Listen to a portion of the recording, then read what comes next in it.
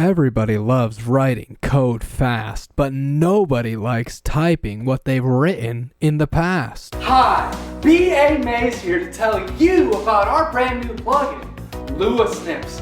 It's the fastest, easiest, and safest way to cut your keystrokes each and every day. The secret is the patentless technology built directly into your plugin.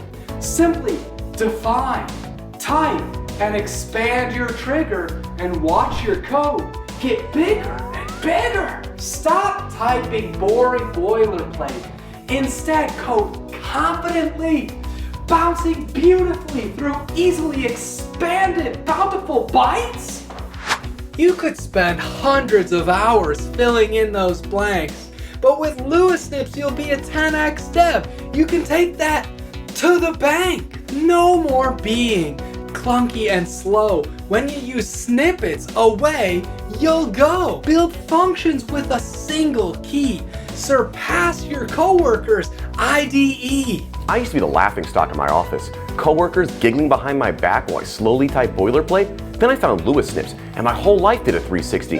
Now I'm the one laughing, because I barely type anymore. Just snip it and forget it. Amazing! Now that's the power of snippets. Picture perfect results every time. In this exclusive offer, you'll be able to experience the joy of snippets for the low price of 19 minutes and 99 seconds. But wait, there's more! Call now to triple your offer and to receive the complete Lua Snips guide, which includes Introduction to Lua Snips, customizing Lua Snips, advanced features of Lua Snips. That's a $1 million value, absolutely free. Just pay shipping and handling. And here's how to order. Call now to get your exclusive YouTube offer. That's 1-800-582-7647. Call 1-800-LuaSnip and you'll receive the entire Lua Snip collection absolutely free. Just pay shipping and handling. It's our 30-day money-back guarantee. What's up, YouTube? It's episode 3 of Take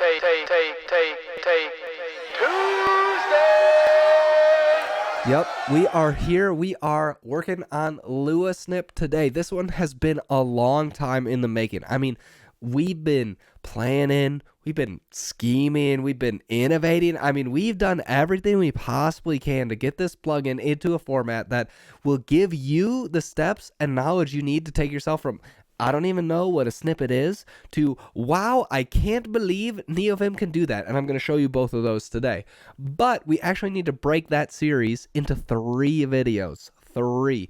Because if we don't, it's going to be too complicated. So what are we doing? Today, we're going to do part 1. Part 1 involves figuring out what options you need to set, what key maps you need, and how to make a really basic, simple snippet. This should get you started and allow you to start using Lua Snip today, even if you don't know any of the other features. For part 2, we're going to be showing some of the more advanced nodes inside of Lua Snip. Now you might ask, what are the nodes? Well, watch this video and we'll start showing you. And then in part 3, I will show you some of the more advanced usages of combinations of things like TreeSitter plus Lua Snip, or possibly running other kinds of requests or functions or asking for input, or all these other kinds of things that you can do within Lua Snip, because Lua Snip is just code. It is just Lua code generating the snippets for you. So with that, let's hop in to this because we've got a lot to talk about. All right, so the first thing we're going to do is I'm just going to show you a really simple example of what a snippet is. You might be asking, why do I need snippets? Why would I want these? What would be the purpose? All that kind of stuff. Hopefully this at least shows you the very basics of why you might want to start using snippets at all. We can get to the advanced stuff later. So right now I'm in Go code. Normally you do something like this: func example x, y. Maybe they're both strings and you want to return a string. And what you're going to do is x plus this plus y. I don't know. It's an example code. It doesn't have to actually do anything. Now, what's annoying is like every time you type a function in Go, you type a bunch of the same exact things, right? So it sort of feels wasted. And of course, we're Vimmers, right? Like we want to type less stuff. So snippets are a way that you can do that. So I've written a snippet, and when I type F, I'm able to just expand this into a function. I can say another example.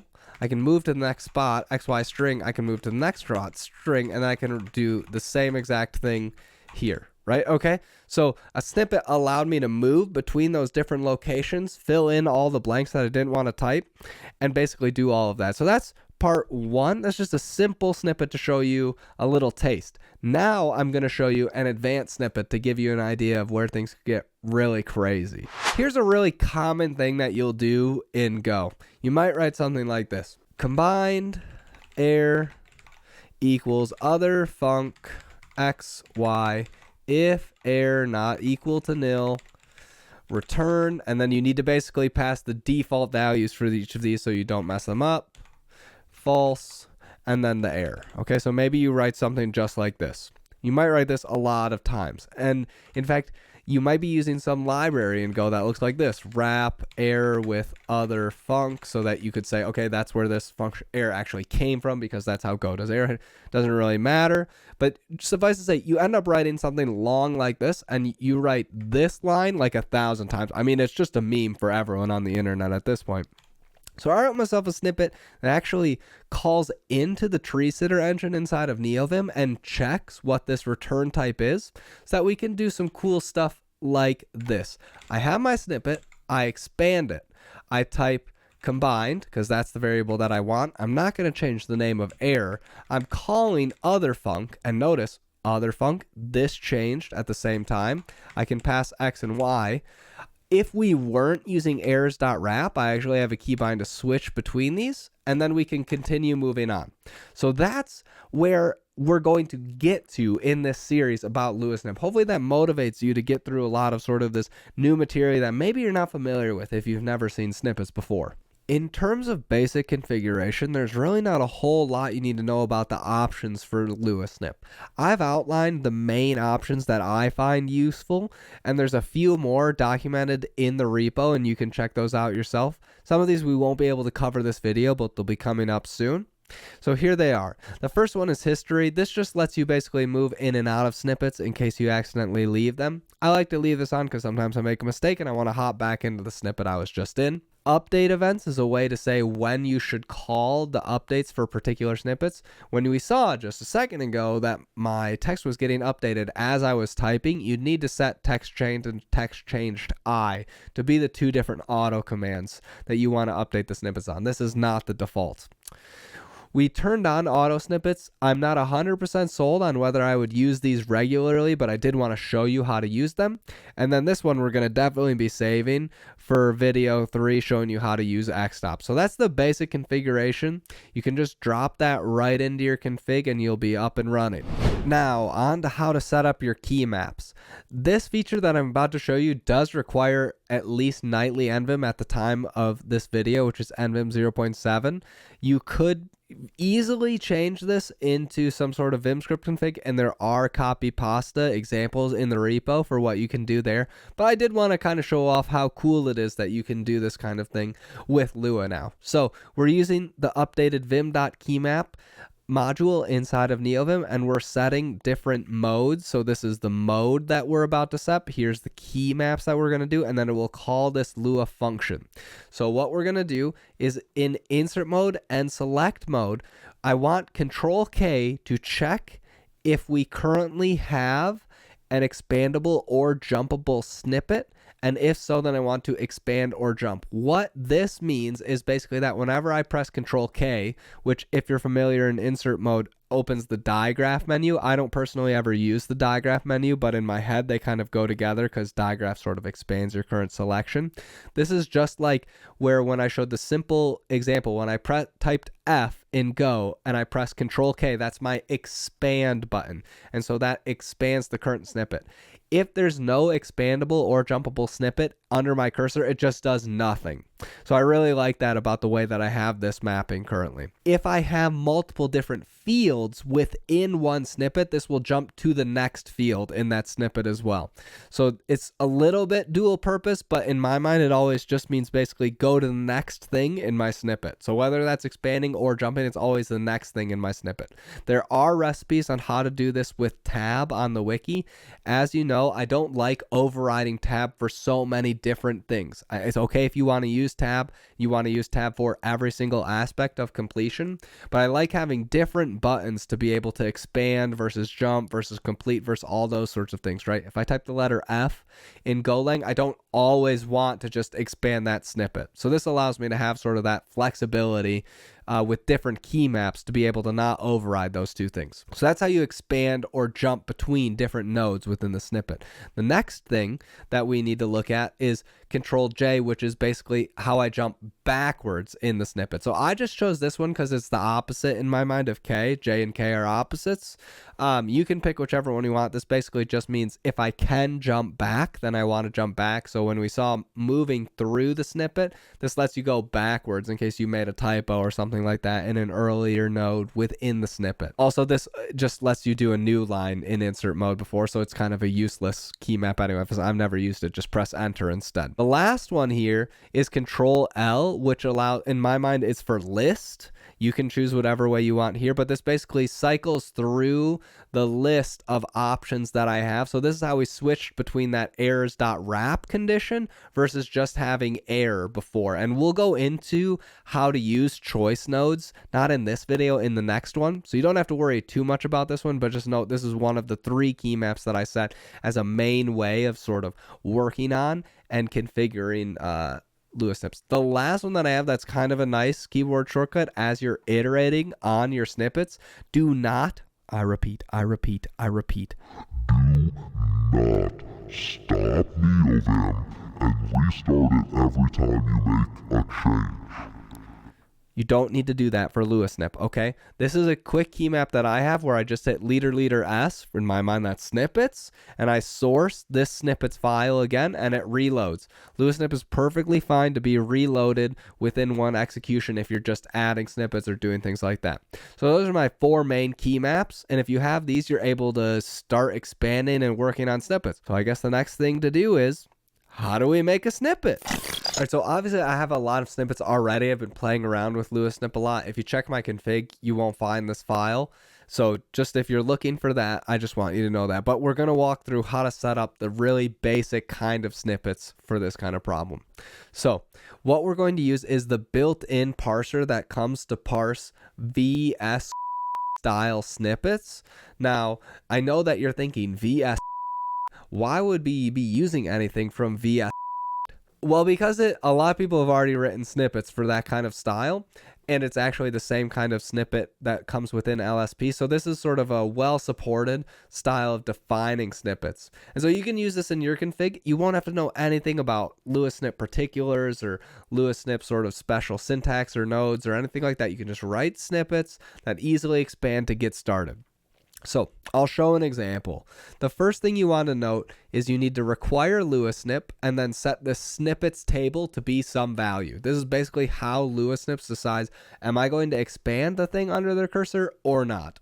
And so what we can do is we can say ls.parser.parse snippet, and we're just going to say expand, and then we're just going to say like, this is what was expanded, right? And so when we do this, that lets us, after we source the file, again, remember, have your own key map for doing that quickly so that you can play with these.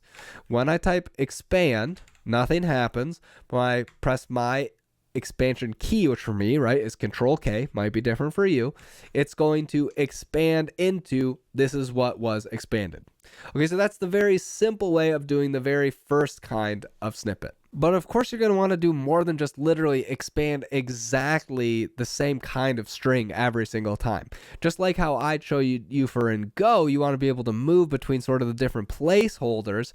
We want to do something similar for that for Lua. So let's try doing something like ls.parser parse snippet, and we're going to do this LF. So that's local function for me in my head. And what we're going to say is local and then this. So $1 basically means this is the first placeholder that I want to do. And then we're going to say function. And then I want this to be $2 because basically I want to go to this after I've done this so I can type arguments.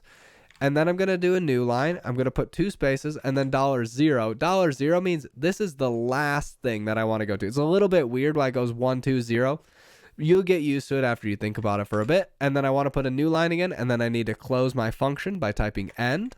So if I wanted to do this, and I resource my file again, I type LF, and I hit enter, I'm able to say hello world, and then I can return hello concatenated with world. Okay, so that's really simple, a really simple way for basically you type LF instead of having to write all this again, going onto a new line, typing end, going back. You can sort of skip having to do that anytime you wanted. And of course, you could change exactly how you wanted to do this. If you wanted to change this L to be M so that you could say like method function, then maybe this would be $1 dot $2 or something like that, $3. So that you could type something like mf, and then you could expand this to say hello.world.args, and then you could do something like print args. Okay, so maybe you could do something just like that to sort of change between, okay, I know that all my things have function in them. I have local functions, I have method function. You can do any of the things that you want for that. You can even do pretty cool things, like if you wanted to say expand what the current file is, you could say defined in and then TM file name. So this is sort of some special magic that's defined in the specification of what snippets are. You can read more about that on the LuaSnip docs, but I just want to show that you can do this. And if we redid this again, and we just delete what we wrote here, and I type LF, it's actually going to say, hey, this was defined in, and the file that I'm currently in is TT3 for Take Tuesday 3. Right? So that's why that happens. And then I can write hello and then world again, and I could return my hello concatenated with world. Same thing that we were doing before. But there's a lot of possibilities, even with just these very, very simple string snippets that you can get really far with. All right, and lastly, now we're going to try and construct a LuaSnip snippet, not via the parse snippet that we had, but from actually using Lua code. This idea here will be the building block that we're going to build on top of for the next few videos. Okay, so I'm going to go a little bit slow, but I want to make sure that we understand everything that's happening here. Okay, we're going to go in order. So the first thing that we need to note is ls.s. This is basically just shorthand for saying we're going to create a new snippet. Okay, so what we're going to do is inside of our Lua snippets, we're going to say s and then what we want to use to expand this snippet. So I'm going to say rec, because what I want to do is basically a shorthand for require. Okay, now I have a more complicated version of this that we'll build in the next video, but this will at least give you an idea of the kinds of things that we should be able to build. Okay, and after this we need to pass in some nodes. Now we don't know what nodes are yet, so we're just going to leave this blank for a second. Let's move on. Format here is basically a really convenient way to combine format style strings with a list of LuaSnip nodes so that you don't have to write this really crazy big table, which is maybe the thing that you've experienced before if you just sort of played with LuaSnip and you didn't know that this existed. So we're going to use format. Format gets passed into where the nodes go for the snippet. So we can say format, and what we can say here is we can just write some string that we're going to fill in later. So we can say local, and wherever we want to put something from our list, we can just do two curly braces together to basically say, I want to put something in this spot. We can say here, and then require, and let's just say we're going to put another thing here. So if you're familiar with Lua, right, just like how we do up here, local ls equals require LuaSnip, or maybe local telescope equals this, whatever you've normally going to write, you're able to basically combine those two. So now we need to pass a list of nodes to this format thing, right? Because what we've got here is format. We need to tell it what to put inside of these two items. So our first node that we're going to be introduced to is called an insert node. Insert nodes take a position, just like how we had the $1, $2, etc. You need to pass in your own position here to say where you want this insert node to be in the list of places to jump. Okay, so you put I1, that basically says this is going to be the first place that you're going to jump to. Okay, and this I1 is going to show up in this spot right here. Okay, the next thing that we've got, and all as well, I guess I'll show you as well, you can actually have default here. We won't, this is sort of a dumb thing to put here, but we'll put default in this case. For some other kinds of insert nodes, it's quite useful. The next one is we have sort of this idea of an extra node, which is a build on top of some of the building blocks, the fundamentals. I'll show you how to replicate this node in a future video, but we don't have time today. Rep basically just say repeat whatever is in this other position. So we're able to say rep 1 because what we want to do is repeat this node, this insert node, so that when we're typing here, it also gets filled in here. Okay, so if we save this and we execute this, of course I forgot to do something. What did I forget to do? I'm forgetting another parenthesis. Very cool. When I execute this, we're able to say, okay, now when I type rec, I'm going to hit expand. I expand it. Notice how default is in both places. When I start typing things here, we get telescope showing up in both spots, or you can say my plugin, right? No matter what you're typing, because we have this repeat 1, whatever we put in this first spot, that's also going to repeat here. So that's sort of the very basics of beginning to build your own snippets. With these few things, I think you can actually get pretty far for a lot of time-saving style snippets. They may not be as impressive or flashy as some of the stuff that we're building, but I think this should provide you with the base that you need to be able to start with LuaSnip. I hope you enjoyed the video. Thanks. And this is the part of the video where we thank our sponsor, except the sponsor is you. So I'm going to say thanks to all of you who are my supporters on GitHub. Really appreciate that. And my supporters on Twitch and anywhere else that I take donations. Thanks, everybody.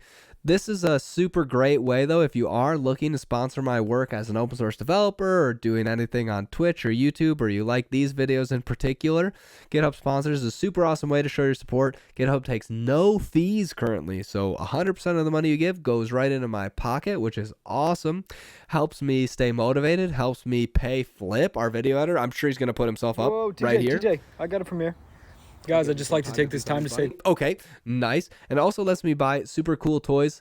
Like this, so I can do auto-tune, which has been really fun to be able to up the stream setup. Anyways, I hope you enjoyed the video. No matter what, if you want to just give the video a like, thumbs up, give a comment, or a thumbs down, you know, no one can tell anymore, so who cares? Whatever you guys want. I hope you had fun. Hope you enjoyed the video. Hope you learned something new. Really appreciate all the support all of you have been giving me. And with that, I'll see you on the next Take Tuesday. Yes.